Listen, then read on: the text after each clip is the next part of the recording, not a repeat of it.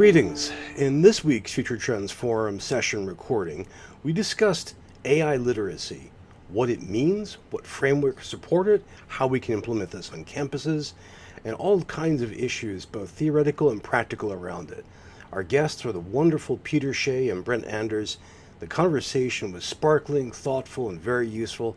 I hope you enjoy it. Let me begin by welcoming everybody. Welcome to the Future Trends Forum. I'm delighted to see you all here today. We have two terrific guests talking about a subject that is incredibly important, and I'm really looking forward to our conversation. We've been hosting sessions on AI for years now, dating back before the terrific launch of ChatGPT. And we've covered a whole series of topics, everything from introductions to LLMs, to criticisms of AI, to some pedagogical uses, to structural uses.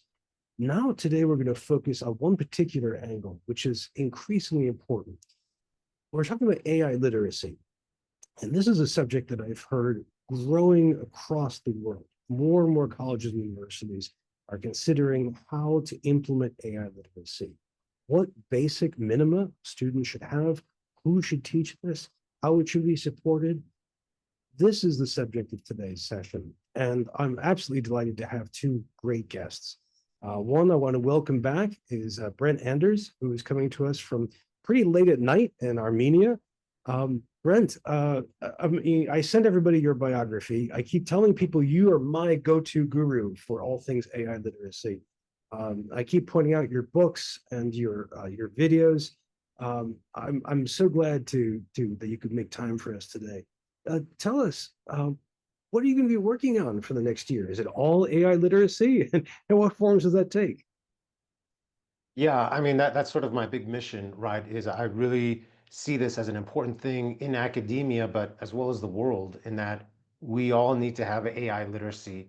And that goes even if you like AI or even if you're completely against AI, everyone still needs to have AI literacy in that helps us to have this awareness of what's going on, to understand capabilities and limitations, as well as to prevent people from getting scammed. I mean, deep fakes Mm, and all these things are affecting so many people. And then the underlying thing of all of this is critical analysis, right? Critical thinking. We all have to develop it beyond just what we should be developing in general. I mean, that's a fundamental thing of getting an advanced degree, but then also critical thinking in regards to interacting with AI on a general level. So that's definitely my mission. I'm working on a couple of ideas for some new books because I'm really into doing that. So yeah, so I think that's sort of my ongoing mission is, yeah, more of that and just keep pushing it so that it comes to fruition as far as all higher education going into and addressing AI literacy for all of their students. great ambition, and you of all people have the energy and the thought to do it. So you're writing books, you're making a lot of videos. Uh, I assume you're also giving a lot of virtual talks. Are you traveling as well? Yeah, yeah. I mean, this summer I just was able to go to Hong Kong, which was really interesting to talk to a university there and see what they're doing. And it's Mm. very similar to what other universities are doing. So it's great to have that international feel being there physically, as well as doing plenty of webinars, yeah, throughout the world. So it's an ongoing mission, and everyone is hungry for that information. Excellent, excellent. And we'll get as much information from you as we can in this hour.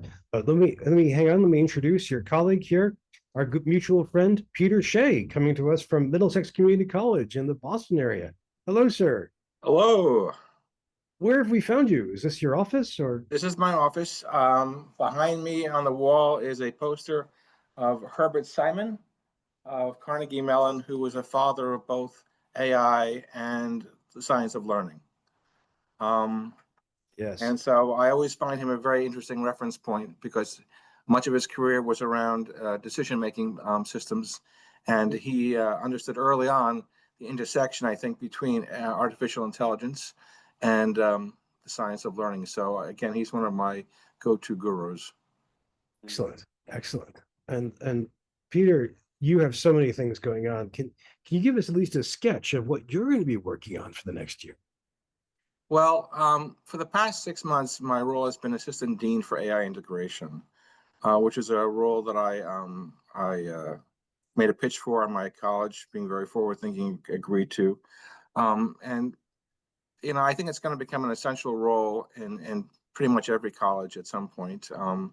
And I'd love to see it happen because, frankly, right now it's a very lonely role and needs some friends. Um, and uh, and there are three things I realize that are essential to this role. One is to calm people down. Mm. Two, help them understand how AI can help them with their legacy practices. And three, begin the difficult but necessary talk about building a post-generative AI ecosystem for learning and assessment, which is going to require that we abandon a number of traditional practices and models and create new ones. That's going to be exciting but challenging work. That conversation absolutely has to happen. We've spent the last 2 years in kind of a reactive mode to AI, and I think that's long enough. And I think there's a vibe shift now where we're going towards, okay, what's the plan going forward, which is, I think, a good Mm. thing. And AI literacy, obviously, is one of the essential bricks of that structure. Excellent. Excellent. Thank you. And you're also building lots and lots of AI stuff, if I remember rightly. Yeah, we started out in my college recognizing that rather than just using chatbots, you could plug AI into things that you created yourself, and then and see what happens. So I early on we started building proof of concept tools that were addressing particular problems that people cared about.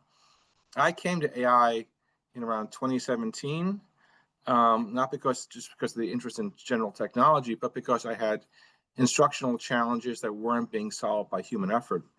And at a learning technology conference, someone from IBM said, "Take a look at AI. It's coming along very nicely." Now, my challenge was, I part-time teach writing. It's very hard to give students all the feedback they need in the time that they need it using just human labor. It's just too demanding. So in around 2019, my college played with a pre-generative AI tool for giving feedback on student writing. It Mm. was promising, but it wasn't quite ready for prime time. But it Mm. did suggest the technology was moving in the right direction. And so I began to investigate AI further. And in 2020, I created a LinkedIn group for AI in education because I wanted to connect the people. And at that time, there were relatively few people in education talking or thinking about AI. And to this day, I still use that group to curate information. Before, it was the challenge of finding the information. And now, post 2023, is a challenge of filtering out all the Mm. crap that doesn't really say anything and get to substantive articles and observations and things that people think, okay, this actually moved forward my understanding of where things are going. So,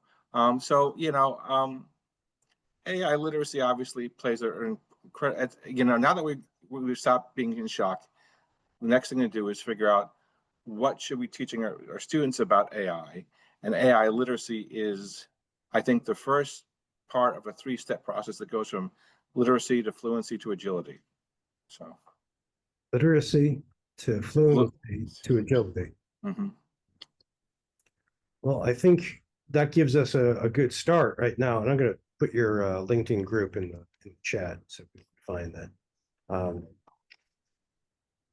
Friends, I've got a couple of questions that I'm going to put to our guests. But as we go, please start thinking about your questions and your comments, because this is what we're here for. So as Peter and Brent start answering and revealing more of what they're thinking about and working on, please prepare your own questions and your own comments. And if you look at the chat, you can see I don't have to do this at all because people are already starting to do it. One question I suppose we should begin in a classically academic fashion is, how do you two define AI literacy right now? There are some notes about that in the chat, and I think it's appropriate before we go much further. What is AI literacy now? Yeah, Peter, if you want me to start, or okay, so yeah, that was one of foundational question that I had at the very beginning, because the way that I got into AI is that I was asked by my provost to look into what's going on with academic misconduct at the university. So I did a bunch of research looking into things, and then I found out, oh, AI is already progressing. This is right before ChatGPT came out, about 6 months before. Oh, AI is already progressing to the point where a student could find a GPT-2 that's up online and it could write them a fairly good essay. Like that was already existing. So that was the issue. So then I started to, I wrote an article about how, hey, everybody needs to know about this because this is going to become even more prevalent. But then I started to worry because I was also the director for teaching and learning at my university. I started to worry about how are professors going to even understand this? How are they going to interpret it and know? Because when we talk about AI, computer science, it's a grandiose, very abstract thing. So then I set to understanding what is AI literacy, and it was all over the place. There wasn't really good frameworks out there at all. So I put together a distinct, easy to understand aspect of what is AI literacy. So I broke it down into 4 components to make it easy to understand. One is awareness, one is capability, meaning what is the AI's capability? What is my own capability? That goes into prompt engineering. And then the third factor deals with knowledge, understanding terms, understanding how AI can be used, both good and bad, and then as well as data safety and security. And then the fourth one is critical thinking and everything that goes within critical thinking, such as bias, such as ethics, such as over reliance, environmental considerations, all those things.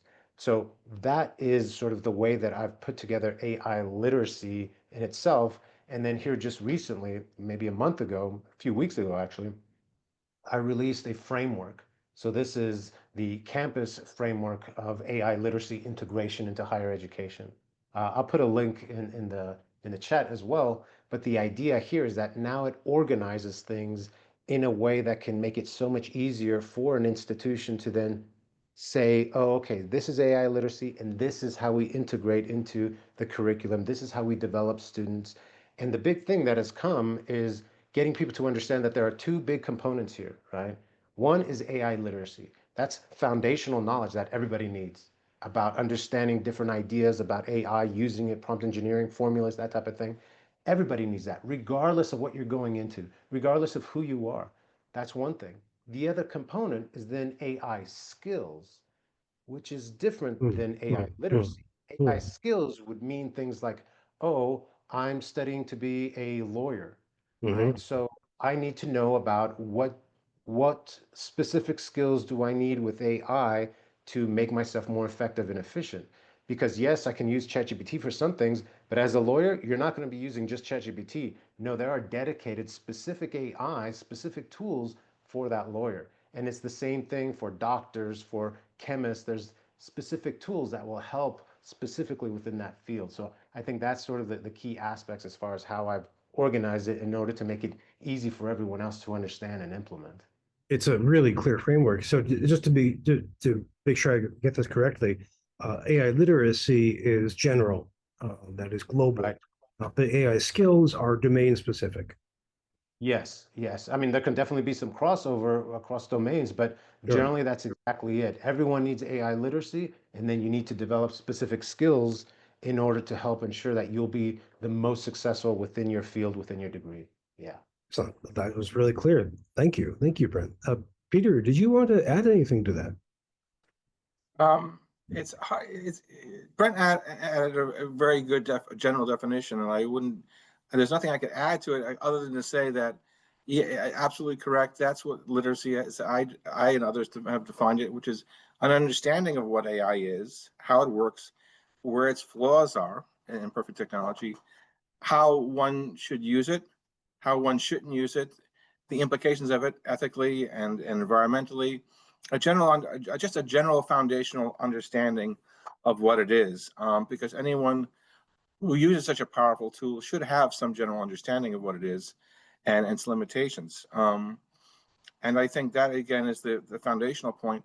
And as Brent pointed out, we need to get there fairly soon because we need to go to the next level, which is AI for industry specific needs. And I think a lot of colleges need to start thinking in terms of not just AI, but how is AI going to play out in healthcare? How is it going to play out in industry, as business, law? I'm seeing more and more initiatives around creating industry-specific AI curriculum, but that curriculum is not going to really help if the students haven't been given the foundational knowledge. So I think it's absolutely imperative that any college or university come up with some plan to promote general AI literacy, whatever the way it works within the system of the college and their culture, so they can move on to that next point, which is AI for specific industry needs. Yeah, so I'm completely agreeing with that. And in fact, my frustration is, of course, our traditional slowness at curricular change, which, higher ed always moved at its own pace and the rest of the rules move faster. AI has accelerated this to a greater degree, where the gap between our movement and AI movement is greater gap than I've ever seen before. And we're going to start to feel the pain points from that fairly soon. Oh, that's a huge observation. We're doing our best to close that gap here. But I appreciate especially your focus on industry and how all kinds of jobs, employers will need to have certain AI skills that it depends on your institution, especially a community college. You really have to align with that. I was going to ask a couple more questions, but questions have just been pouring in, and I want to turn over to the brilliant Future Trends Forum community here. There's one from Joost Peterson, who from Denmark, who asks, isn't the post-AI model for learning simply acknowledging that the role of the professor is more a motivator for learning than as a holder of knowledge? Yeah, that's a good one, right? And it kind of deals with some aspects of guide on the side versus the lecturer type of thing. I agree to a point. I agree to a point, but it's been my experience that no, we still need that subject matter expert, right? We still need that person that knows the knowledge, because what tends to happen, and again, I'm playing devil's advocate a bit here because I totally agree with that, but although we've been in the information age since like the 80s, right, where we have full access to everything, that in itself is problematic, because now we have access to everything, to include the junk, to include stuff that doesn't really pertain, to include information that's outdated. That's where the subject matter expert comes in, where I can properly guide you. So there's an aspect of this. The AI will definitely help, especially if we can understand how to use it properly, and then different tools that we can use for the AI to work with that student individually. Awesome. But we still need to maximize that time together, right? The social learning aspect, the emotional connection, the engagement, the hands-on learning, experiential learning, number one. I personally think the higher education institutions that will succeed are the ones that will maximize experiential learning. Jose Bowen is another big person in the field. He has the exact same view, the importance that we have to maximize experiential learning so that when a student leaves the higher education field, they don't just have book smarts, they're ready to go, not at an entry level, but at that next level, because many of the entry level jobs AI will be able to do. But no, I've given them experiences on how to properly manage, how to properly deal with situations. They're ready to go to that second tier. Why? Because as a higher education institution, we're developing them at that next level. So I think that's going to be an important part to this. It's a mixture of both of those things. Thank you. Thank you. That was a great comment, just and of course, Just, I'm massacring your Danish name, so I'm trying to do it as best I can. I mean, I've gotten so far as I know it's not pronounced Jutland, it's Jutland. Jutland. See, I'm working on it. Vahid Masroor added to this as well, saying that the faculty have a role of curation, which is important to recall. And so if you're new, by the way, to the Future Trends Forum, friends, you can see how this works out. People ask questions, I get to toss them at our guests, and our guests get to bat them back at us. Professor Vincent Calip, welcome. I'm glad you could join us. We had two comments about the term literacy, and I want to just put them both together because they're very similar. You see what I mean? Andrew Peterson says he doesn't know if he likes fluency or literacy because the content is changing so quickly unless you have a timestamp on that statement. So I put that there. And then next to it, Judah Sebesta says that some are advocating for the term AI fluency instead, as Peter, I think you mentioned. What do you all think about that? So I just put, the term literacy. So the question is the field rapidly developing so quickly that literacy becomes problematic, and should we add fluency? What do you two think? I Peter, don't go think ahead. Yeah. fluency should replace literacy. I think they're separate things. I think literacy, fluency, and agility are three separate components. Literacy is just basic understanding. Fluency is about doing, and agility is about innovating. So there are three levels there.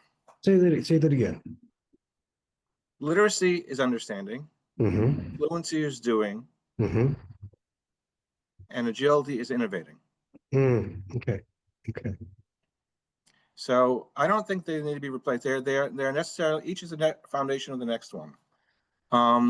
So my objection is when we talk about literacy is we get stuck there. And we could remain stuck there for several years, given our culture. We really can't stay there. It's like, imagine a school where they talk about reading, but they never get around to writing. You know, you've got to, at some point, there are related skills that need to be approached. So in any kind of AI-based education, you have to understand what it is, how to do it, and then begin to use it, and then to begin to find interesting new ways to use it, particularly as the technology alters and gives us more capabilities. And that's going to be, the third one's going to be interesting because I've never seen technology that changed so much so quickly. I mean, even given what AI can do now as opposed to a year ago or 2 years ago, it's astonishing. So yeah, I think all three of them need to be addressed, but obviously we need to start with literacy. And Is the it? key word there is start. Yes, yes, indeed. Peter and Brent, do you think this is a role for colleges and universities that as the field develops and keeps developing and churning along, that students, then alumni and other members of the community can turn to the college university for updates on how to keep abreast of things? Yeah, I mean, that's sort of been my big frustration is that um, we're not leading the way, right? We're higher education. We're these people on the ivory towers on the hill. So we should be leading. We should be the ones doing all this research and being proactive. But of course, that's kind of a difficult thing because that in itself talks about change, which is very difficult in academia. But yeah, I mean, we have to be the ones that are saying, hey, look, this is very important. Everyone needs to know this information. This is how we get to a better understanding. And like the whole thing about AI literacy and fluency, right? It's one of those things where it's saying AI that you're AI literate. That in itself would be that you have a basic understanding. The way that I like to express it to everyone is I'm all for everyone developing foundational knowledge dealing with AI literacy.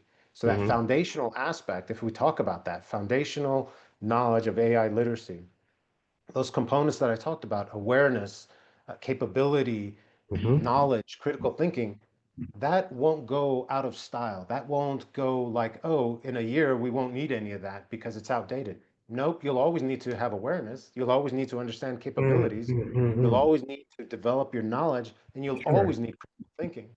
So it's not this aspect of just, oh, I just kind of know the ABCs and Yeah. I can't really put all this stuff together. No, AI literacy means that you are developing this. Yes, you'll get continuing fluency, but AI literacy, that's the terminology. That's what's sticking. That's what the world is using. So I want us to move beyond this and to really start to adapt it and address this as far as how vitally and important this is, because it just drives me crazy as far as, just like Peter was saying, we're 3 years in. Come November, we'll be 3 years in as far as the release of ChatGPT. Every single nation, every single nation, to include BRICS nations, United Nations, whatever nation, they've all come out with reports saying how this is critical, this is necessary for every citizen to develop AI literacy. Every single citizen should be developing AI literacy in order to be effective citizens, in order to succeed in the workforce, and in order to create new scientific research. So that's what every single nation is saying, and yet we still have universities that are very slow to this. Now, of course, I'm talking about you should be cautious, you should implement properly, but we have to accelerate. We have to ensure that our students are being set up for success and at least gaining basic knowledge, foundational knowledge on which to build upon. And again, I've been accused multiple times of being a fanboy of AI in general, which might be somewhat true, but you see my fourth component, critical thinking. We should always have Yes. critical analysis of this so that we can use this as a tool to be effective and not just off-put our critical thinking or off-put our cognitive load to the AI. No, we have to use it effectively, ethically, and properly. But many of our students have no idea about this. They're just using it, right? The thing that I hate to hear from instructors is, oh, students are all using it already, so they know how to use it better than we do. No, they don't.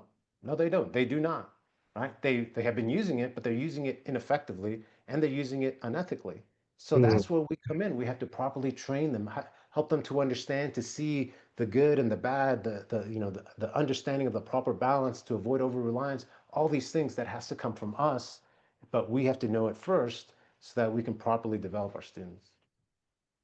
And I would like to touch upon something that Brent said about the Please. speed at the slowness at which we have been. Higher education is moving at the speed of a monopoly. It assumes that it doesn't have to get any faster because there's no one out there who's going to compete with them because they think they own learning. That's not the Right. case. We could be replaced.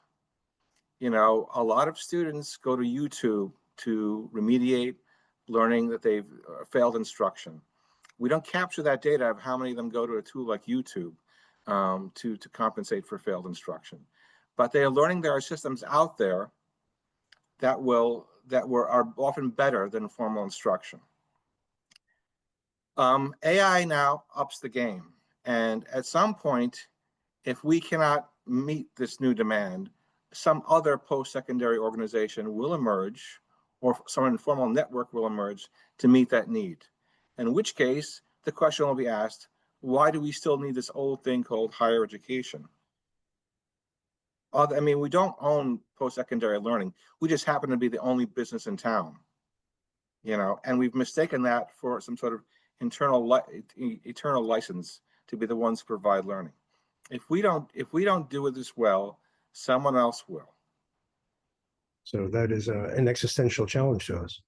Very much so. And you know, the biggest challenge with AI integration, I often say, isn't technical; it's cultural. Mm. It's not the machines; it's the people. Yeah. Um, this is terrific, and I have more questions, but the better questions are coming from the crowd, and a couple of them have come up taking the term literacy in a different direction, which is Professor Caleb asks about digital literacy going back to the 1990s, and Dana Longley asks about AI literacy as part of possibly under the umbrella of information literacy, similar to things like previously media literacy. And so, I mean, is there a connection to the library world in all of this?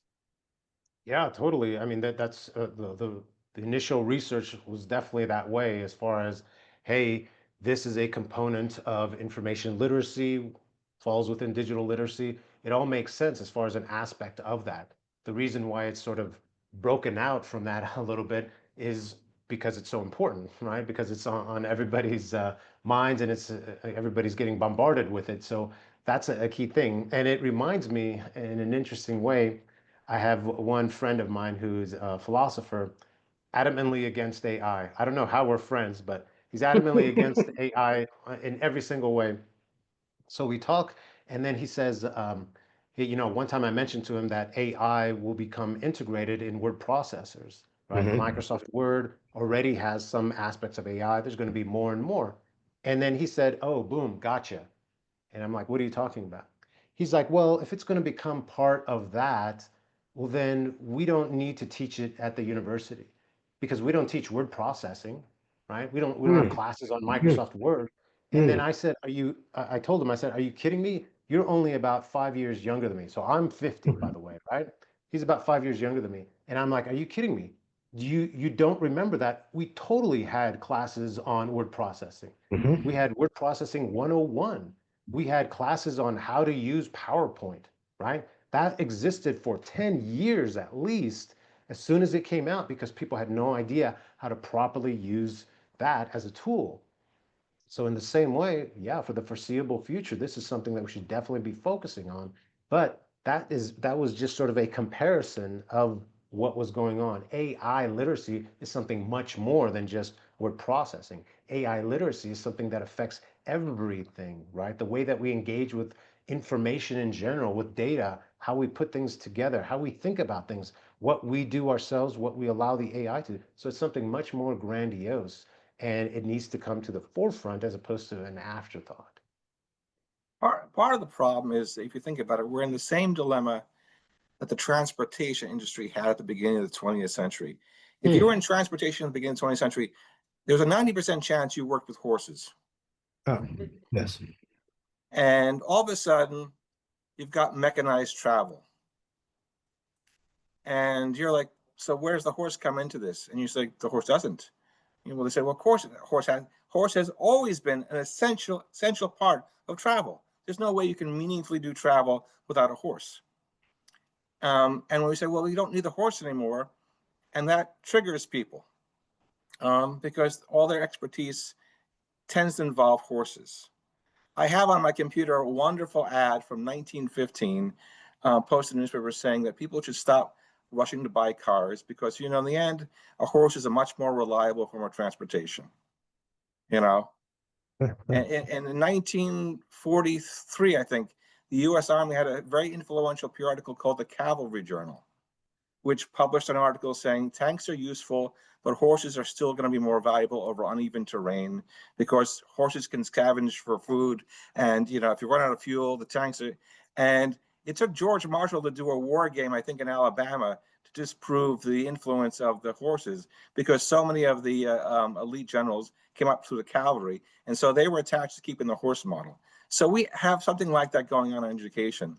We have a lot of horse people to whom we're trying to introduce the engine. We'll win in the end, but there's going to be a struggle involved. Hopefully we can turn them into centaurs. Thank you. Thank you for those two great questions. Thank you both for these very, very thoughtful answers. I'm trying to ride a whole bunch of, if I can keep your metaphor going, I'm trying to ride herd on a whole bunch of different questions. And here's a really powerful one from Stephanie Ward. She asks, how are colleges and universities handling the expense of adopting AI platforms? Our university is so strapped, there seems to be no capacity for getting any kind of institutional access to AI tools. Yeah, great question. I've worked with many different universities at sort of different levels, right? Some universities that are gigantic, other universities that are, just a few thousand students, and it goes the full spectrum.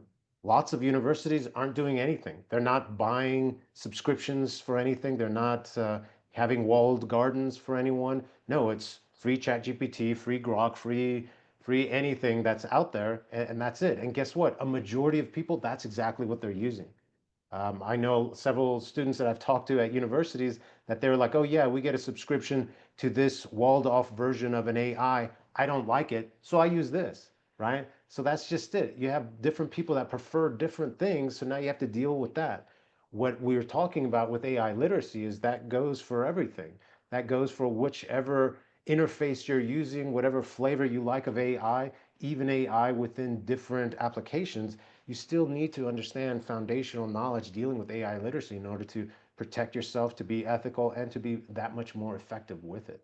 So yeah, what we're talking about here can be applied to anything, and you don't necessarily have to be spending millions of dollars like some universities are in order to provide that benefit to the student. Because the thing is, students are using AI even in the poorest universities, so it's something that needs to be addressed by everyone.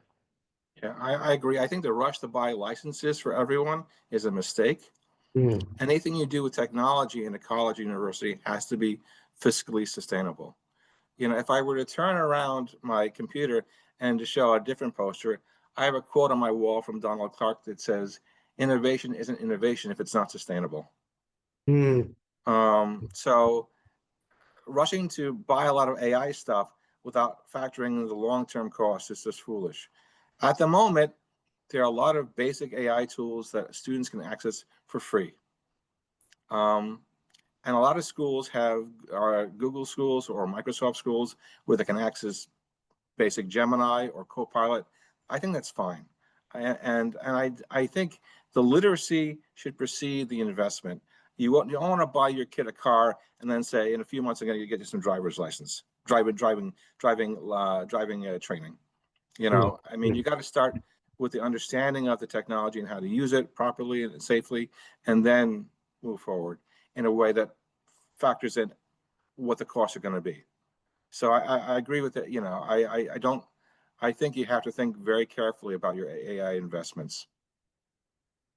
Well, those are wise words, and we've gotten some different responses coming from the chat, including Michael Sullivan says we've had Copilot integrated in Open 365. It's horrible. I tried to be compensated for the paid version of ChatGPT. Purchasing has been staunch about it. Speaking of which, let me just ask a question for everybody. The chat box has so much good stuff going on right now. Let me just ask formally, would you object if I exfiltrated the chat, edited a little bit, removed names, and either posted it to YouTube, as I've been doing, or to a blog?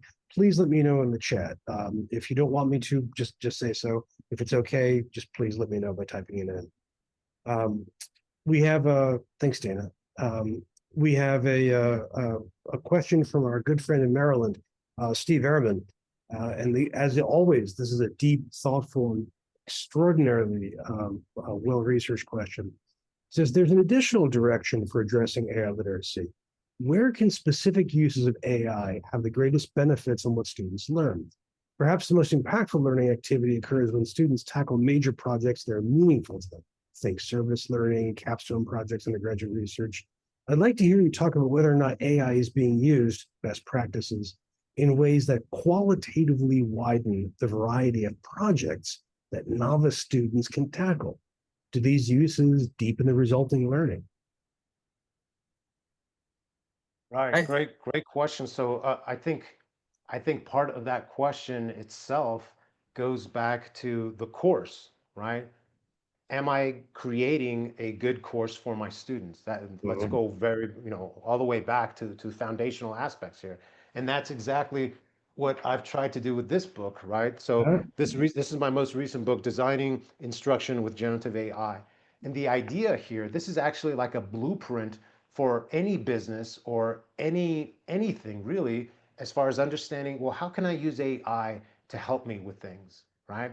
Because what I've done here is this book is actually just a book on instructional design. So what does that mean? That means that this book will explain to you what are the components of a good course, what are the components to motivate students, what do you do when you have behavioral problems, what do you do when you have accessibility issues, things like that. That's what this book does, and that's instructional design. Now on top of that, I talk about, well, how can the AI help me with that, right?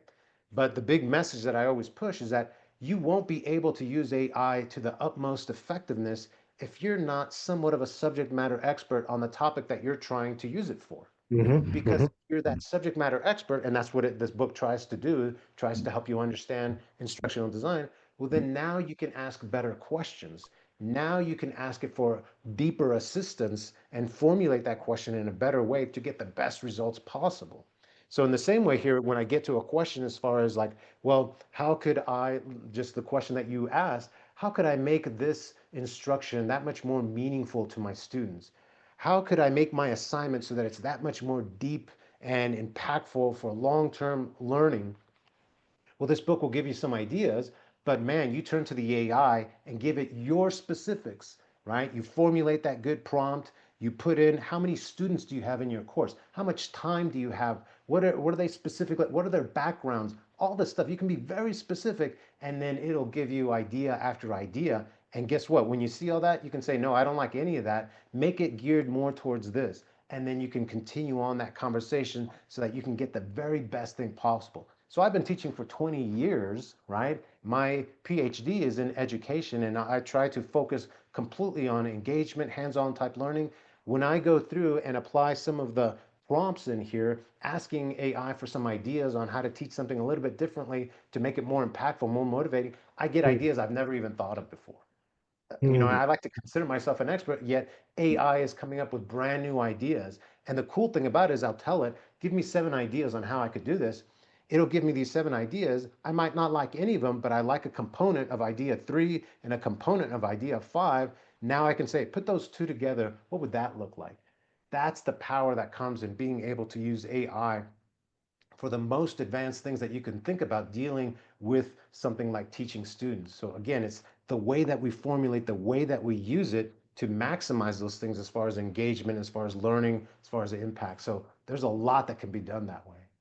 Well, this is a fantastic answer. But Steve wanted to jump in and say more. Please go ahead, Steve. Yeah, I'm a generation or so older than you. And I was working on ed tech issues in the late 70s and early 80s when personal computers appeared. And the question everybody was asking is one I actually don't hear very much in the current dialogue, which is, do students learn better when they're using computers? And the answer begins with a quote from that Peter Shea mentioned early on. Students learn by what they do and think, and only by what they do and think. So the question is, how does this change student action? And so that takes you to the next question. What kind of student action is most important to magnify and amplify? And certainly one of the top 2 or 3 answers would be alter the nature of the projects that somebody who's a novice at a given level can nonetheless take on. So that's my question is, are we yet seeing that happen when students are doing an undergraduate research project or a capstone project, that they're able to tackle projects that would have been beyond their reach without AI? Peter, do you want to take Yeah, I'd like to jump in there. Yeah, Steve has given a wonderful segue to a very important point, which is AI is going to change the curriculum landscape and the ecosystem so that the dominant assignment modes are going to diminish and other forms of curricular modes are going to rise up.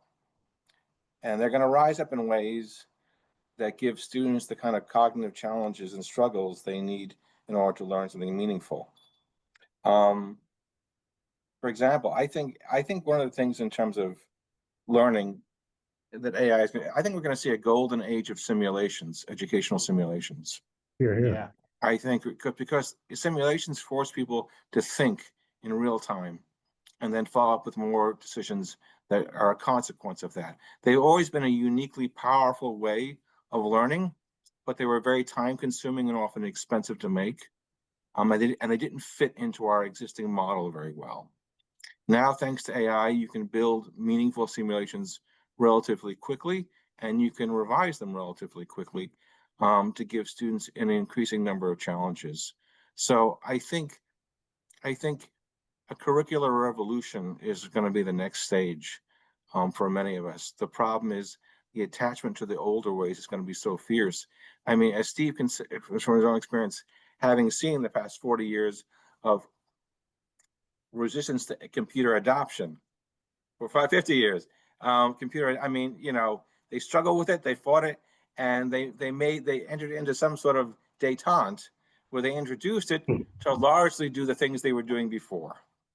I mean, they took the computer and basically often turned it basically into a better typewriter and a slightly smarter calculator, you know.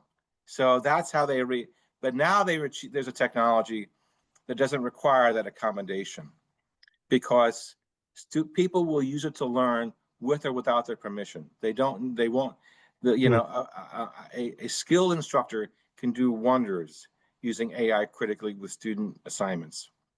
But if instructors resist it, they don't have the power to stop the learning anymore. So there is a political dimension to AI that is often underscores a lot of the conversations that faculty have about AI.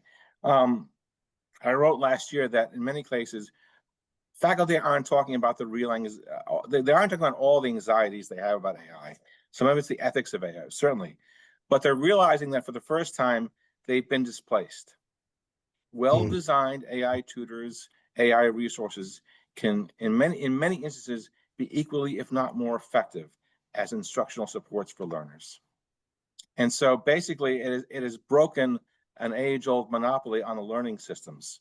And that is going to create a disruption equivalent to the Reformation, I think. In fact, I have a coffee cup that says curricular Lutheran.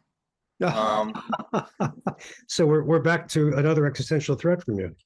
Yeah, it is. I mean, the thing with AI is it combines the force of the Industrial Revolution and the existential force of the Darwinian Revolution, because it challenges our sense of exceptionalism. So it's got a 1-2 punch to it. And that's what people are reeling from. And I understand the reaction, I really do. But at some point, you got to get off the floor, dust yourself off, and start moving forward. And people come to school thinking that we're going to teach them to be those kind of people. And if we can't do it ourselves, it's really going to hurt the brand. On that note, Brent, hang on one second. We have a question coming in from our dear friend and former guest, Ruben Puentedura, who builds on Stephen's question. And I want to just, Ruben, could you jump in here? Because I think this is a perfect connection. Yeah, absolutely. So, well, first of all, it's great seeing you, Peter, Brent, Steve as well. Really good talking with all of you today. So here's a question, because I'm along the same lines as Steve, right? In terms of now we can ask students to do things that we've never asked them to do before. Now we can ask them to do things that we say, no, we can't do that in an intro course. We can't do that in an advanced course even, but that's not the case anymore because we changed this. But it's not just a question of changing, well, how high you reach. It's a question of changing the whole structure. And let me take a second, for instance, from my personal experience. I don't use Gen AI just to say, oh, let me check and see what's playing at the local movie theater. I mean, nothing wrong with that, but that's not what I do. I'm interested in taking a topic that I care deeply about and saying, now I want to really get into this in ways I never have before. And I find I can read text, analyze text, integrate text, visualize text, make things with them that I never could have. In fact, I've never seen anybody else be able to do in other things, in other areas, and that's wonderful. So my question to you, Peter, to you, Brent, and Steve, if you want to jump in, please. How do you get faculty to do that themselves so that then they can take that and say, you know what, I'm not teaching the course to get to the experience I had before of this area of this text, but to get to this new world I myself did not inhabit before. How do you get them to do that? Well, do you have a path? Do you have ideas? I really want to hear that because I think that's one of the places we need to go. But what are your thoughts? I'll start by saying, having worked for over a decade in higher education professional development, I realized a couple of things. One, faculty listen to faculty. So I find the creative early adopters, and I empower them as much as possible to experiment. And when they arrive, Ruben, at that point that you're identifying, I let them go forth as sort of apostles of the message, because they will convince their peers far better than someone like myself. The other process I use, I learned while working in a medical college. Now, if you think talking to college professors is tough, talking to college professors who are also medical doctors is really tough. And the challenge is that their status comes from being knowers, and they don't like not knowing. No one likes not knowing, but people with knowledge status really don't like knowing, and they don't like someone of lower status telling them what to do. So, borrowing what I picked up from a nature documentary about baboons, I realized that the best way is to approach by bowing. If you approach the alpha baboon, you must always bow to signify your recognition of his status. And so I always start by asking them about what they know and asking them to help inform my understanding. And when they do so, I can see a comfort level being established. And when that's a comfort level established, I can then have a rapport, and then I can have a conversation about what I know, once that signification has taken place. So those are two techniques that I've used over time to bring forth, new ideas into what is a fundamentally conservative institution. Educators are often politically progressive, but pedagogically conservative. Which is to say they want to change the whole world except their own part of it. And so once you understand that, really, when I went into instructional design, I really began to understand that in order to be successful, I had to first be an anthropologist. And then when I became a cultural anthropologist, then I could do effective instructional design, because I could have all the learning science information in the world and go nowhere. I had to understand the people and the tribe first, and then bring forth the new information. That for me. I get the Yeah. feeling Brent is about to explode.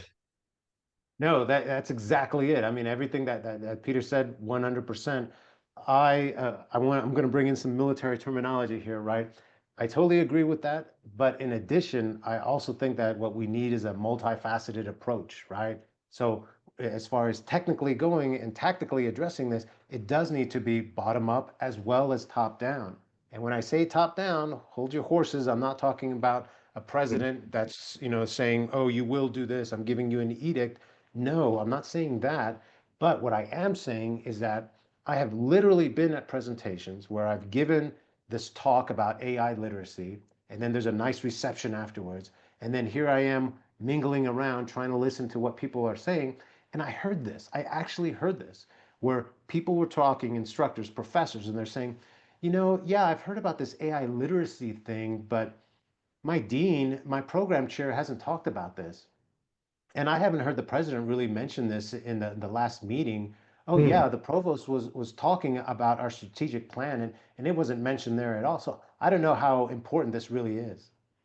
This is what's happening. So if a professor isn't hearing this, isn't seeing the importance of this from their leadership, from leadership in general, if we don't have a unified approach as to how valuable and how necessary this is, then yeah, it's not going to move forward. Because again, everybody's busy, right? No one has time for anything, but you make time for what is important. And if your leadership isn't setting an example, isn't attending some of these things because they need to know about this too. I've given so many presentations at my university, never had the president there, never had any leadership there.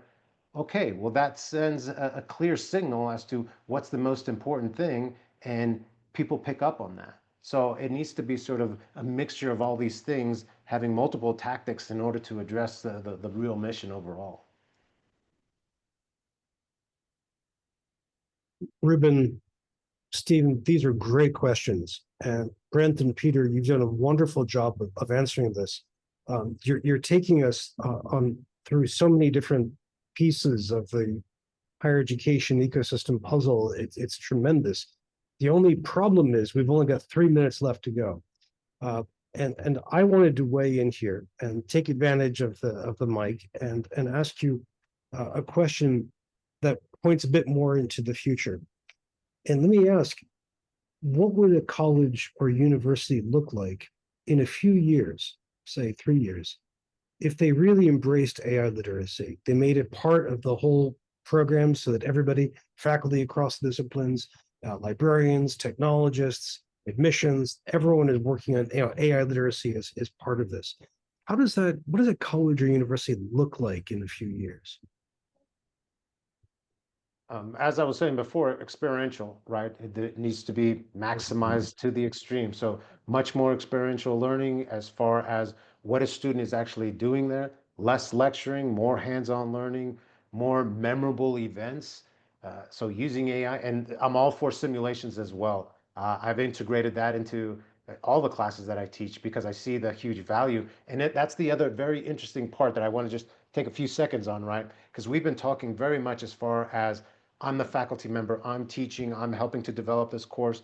Well, there's a whole other section. In fact, that's the focus of this next book that I'm writing, because I wrote a book a few years ago before AI called How to Be a Super Student, right? This is lessons on what you need to do to be the best student possible. Well, now the new version is going to be how to be a super student and how AI can help, because that's just it. One of the number one videos that I have on my educational YouTube channel is how to use AI ethically as a student, right? Because so many students, hey, guess what? AI is the greatest thing that has ever happened to students, because the agency now that a student has is unbelievable.